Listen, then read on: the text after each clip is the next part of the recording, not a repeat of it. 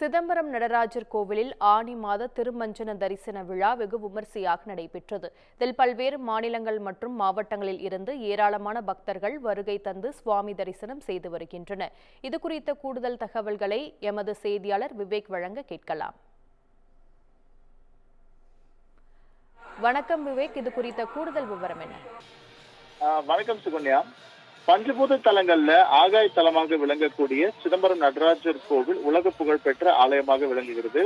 இந்த ஆலயத்துல பாத்தீங்கன்னா ஆனி மாதம் ஆணி திருமஞ்சன தரிசன நிகழ்வும் அதே போல மார்கழி மாதம் ஆருத்ரா தரிசன விழாவும் நடைபெறுவது வழக்கமாக இருக்கின்றது. இந்த இரண்டு திருவிழா காலங்கள்ல பாத்தீங்கன்னா கோவில் கருவறையில உள்ள மூலவர் நடராஜர் வெளியே பக்தர்களுக்கு காட்சி அளிப்பது ஒரு சிறப்பு வாய்ந்த நிகழ்வாக இந்த ஆலயத்தில் நடைபெறுகிறது.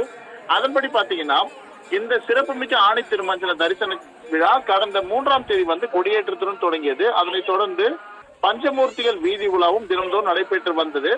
10 நாட்கள் நடைபெறும் இந்த திருவிழாவில் 9ஆம் நாள் தேரோட்டம் நடைபெறும். இது மிக சிறப்பாக நடைபெற்று நேற்று நடைபெற்றது. அதன்படி தொடர்ந்து இன்று இந்த ஆலயத்துல பல்வேறு பூஜைகள் செய்யப்பட்டு ஆபரணம் மற்றும் ரகசிய பூஜைகள் செய்யப்பட்டு 1000 கால் மண்டபத்தில் இருந்த நடராஜர் சிவகாம சுந்தரி நடனம் ஆடப்படியே கோவில் கருவறைக்கு செல்லும் நிகழ்வு தான் இந்த சிறப்பு நிகழ்வாகும். இந்த நிகழ்வை காண்பதற்கு உள்ளூர் மற்றும் வெளியூர்களிலும் இருந்தும் கிட்டத்தட்ட 1000க்கும் மேற்பட்ட பக்தர்கள் திரளான பக்தர்கள் ஆலயத்திற்கு அங்கு தரிசனத்தை பார்த்தனர். மேலும் இந்த ஆலயத்துல இந்த நிகழ்விற்காக கடலூர் மாவட்டத்தில் உள்ள 1000க்கும் மேற்பட்ட போலீசார் இந்த ஆணி திருமஞ்ச நிகழ்விற்காக அங்கு பாதுகாப்புக்காக பணியமர்த்தப்பட்டனர்.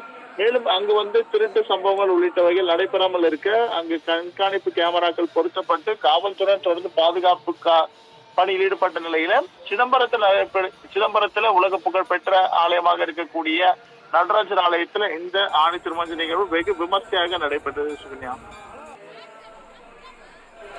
விவேக், உங்கள் விவரங்களுக்கு நன்றி.